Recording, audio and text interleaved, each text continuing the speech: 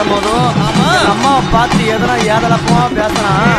எங்க அம்மா கேலி கிண்டல் பண்ணா என்ன பண்ணலாம் தெரியுமா?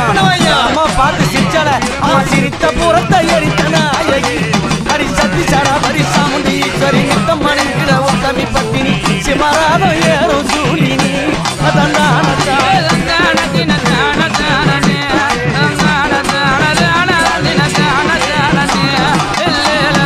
கருத்த சாடையும் காலி கோலம்மா உனக்கு கருப்பு போறவ காட்டறி வேணுமா அம்மாவ கைக பானம் ஏந்தி ஆடுறா.